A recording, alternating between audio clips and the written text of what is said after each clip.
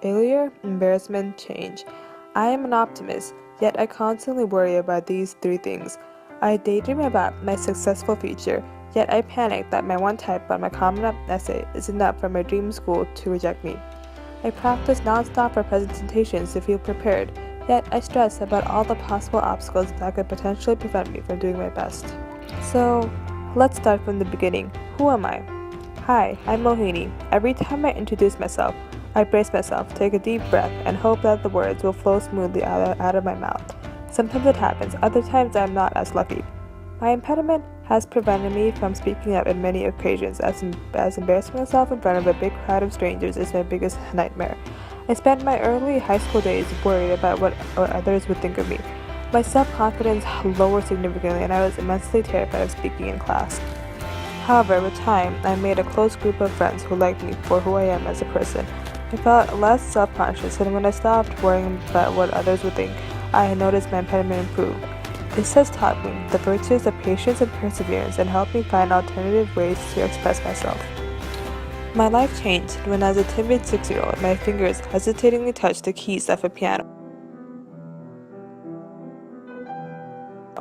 My teacher Olga was a stern, stoic Russian lady who still struggles with her English, so she didn't communicate much verbally.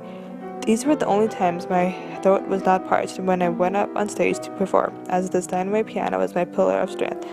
Olga tells me I am a natural musician, but I would not have been there without the countless hours of practice I diligently put in over the years.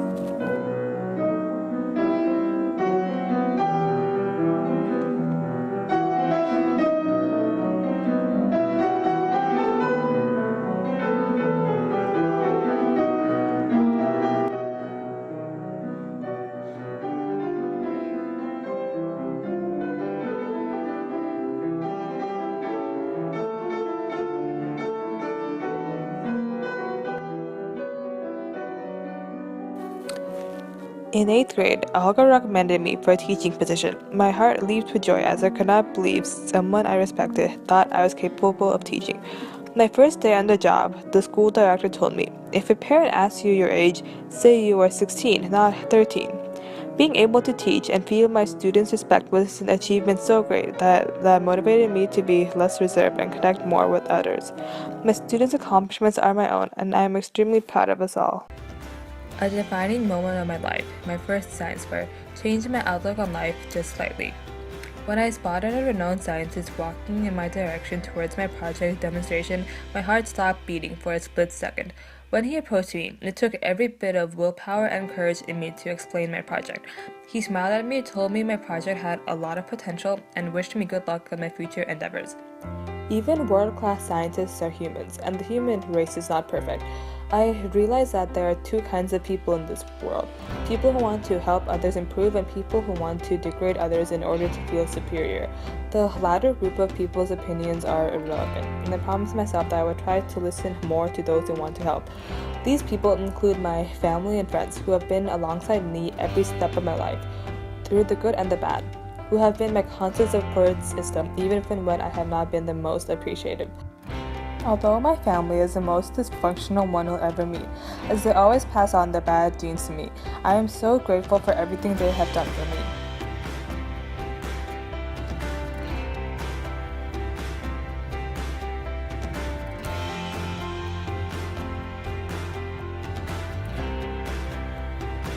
Similarly, the summer of 2016 was an influential time in my life, full of academic challenges, newfound freedom, everlasting friendships, and occasional homesickness. The streets of Pittsburgh are lined with various boutiques, restaurants, and businesses, with people casually strolling in and out, living in the moment, as the pace of life is generally slower than it is in the Silicon Valley. I love this new perspective of life because it forced me to take a minute to appreciate the small things and realize that not every moment is a competition. Although I was in the city of my birth, this past summer at the Carnegie Mellon pre-college program, I missed the familiarity of Cupertino, my close friends and family, and my own bed. Carnegie Mellon had been my dream school for a long time, but this was by far one of the most intense experiences of my life, where many times the immense stress I was under made me tremendously homesick. At the same time, I would not change anything about this past summer, as I made a mountain of memories with my new friends and gained a lifetime's worth of knowledge. It was especially rewarding to be chosen to paint Carnegie Mellon's fence in honor of the Black Lives Matter movement.